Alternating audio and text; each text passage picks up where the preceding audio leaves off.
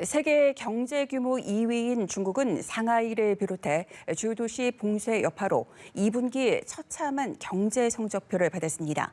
2분기 성장률이 우한 사태 이후 최저인 0%대까지 떨어졌는데요. 그럼에도 중국 정부는 자국 경제에 큰 부담을 주는 제로 코로나 정책을 고수하겠다는 입장을 재확인했습니다. 이 소식 제가 전해드립니다. 중국 공산당 지도부가 하반기 경제 운용 계획을 논의한 정치국 회의에서 자국 경제에 큰 부담을 주는 제로 코로나 정책을 고수하겠다는 방침을 재확인했습니다. 중국 정치국은 올 하반기 물가를 안정시키고 경제가 합리적 구간에서 운영될 수 있도록 보장함으로써 가장 좋은 결과를 쟁취해 나가야 한다고 밝혔습니다.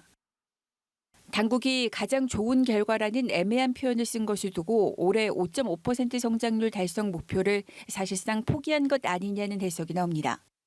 중국은 상하이 봉쇄를 비롯한 강경한 코로나19 방역 정책 탓으로 2분기 경제 성장률이 우한 사태 이후 최저인 0.4%까지 떨어졌습니다.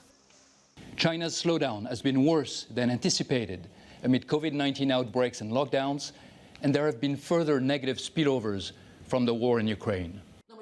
국제통화기금 IMF는 최근 발표한 세계경제 전망 수정 보고서에서 중국의 올해 성장률 전망치를 3.3%로 낮췄습니다.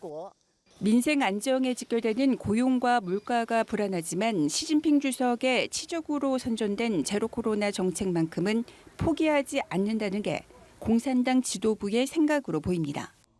정치국은 버티는 게 바로 승리라면서 하반기 재정과 통화 정책이 부족한 수요를 보충하는 역할을 해야 한다고 강조했지만 구체적인 방안은 언급하지 않았습니다.